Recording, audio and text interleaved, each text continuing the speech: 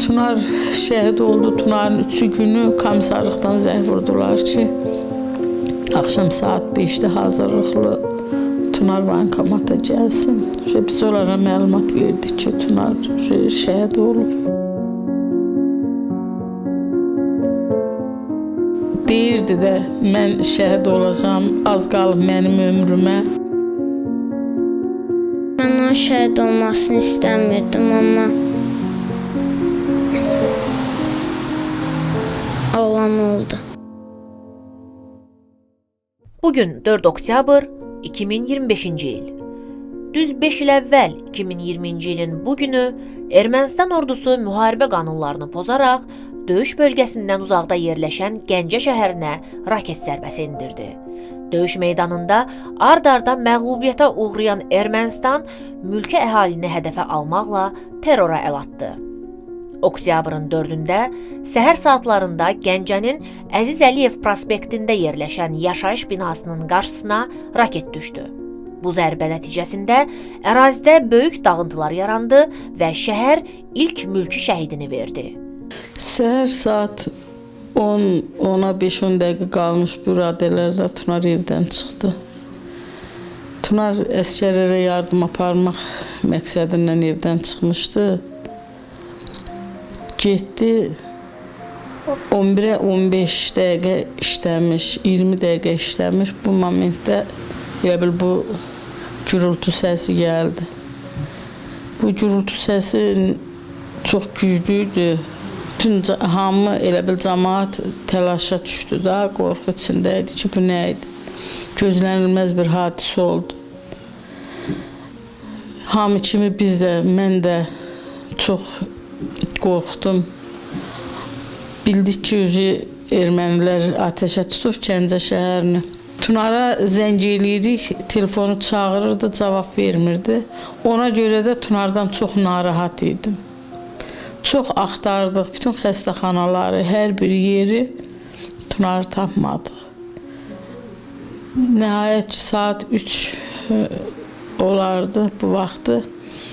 Morqdan tapdılar Tunarı. Amma saat 12 idi. Bakıda mənim bacımın nəvəsi maşının bu şəklini elə bir xəbərlərdə görüb, götürüb atmışdı mənim qızıma ki, bu Tunarın maşınıdır.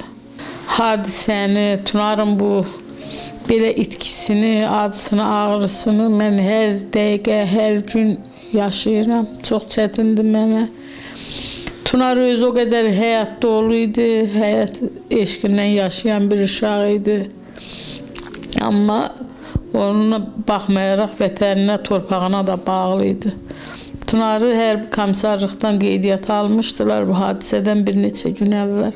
Hər gün işə gedəndə işdən zəng vurdu ki, amma komissarlıqdan zəng vurdularmı, nə dedilər, məni çağırırlarmı? Həm də elə bil özünün ürəyinə də dammışdı ki, deyirdi də, mən şəhid olacağım, az qalıb mənim ömrümə. Tunar şəhid oldu. Tunarın 3 günü komissarlıqdan zəng vurdular ki, axşam saat 5-də hazırlıqlı Tunar bankomata gəlsin. Biz onlara məlumat verdik ki, Tunar şəhid olub. Bugün Tunarın 3 mərasimidir. Fəxr eləyirəm, mən onlarla qürur duyuram ki, bizim torpaqlarımızı erməni əsarətindən azad elədilər. Nənəmə keçən vaxtı məktəbdən qaydanda yolda da söz vermişdim ki, daimın ruhu mənim qəlbimin içindədir. Nənəmə əvəz olacam daima görə, pis olmasın deyə əlimdən gələni eləyirəm. Mən daima fəxr eləyirəm ki, mən onun şəhid olmasını istəmirdim, amma olan oldu. Daim üçün fəxr eləyirəm. Gəncə şəhərində baş verən terror aktları nəticəsində ümumilikdə 26 nəfər həlak olub, 170-dən çox mülki vətəndaş yaralanıb. 5 il ötməsinə baxmayaraq, hadisənin ağır acıları hələ də ilk günkü kimi təzədir. Şəhid Tunar Əliyev və digər mülki qurbanlar xalqımızın yaddaşında əbədi qalacaq. Allah bütün şəhidlərimizə rəhmət eləsin. Gəncə terrorunun qurbanlarını unutmuruq.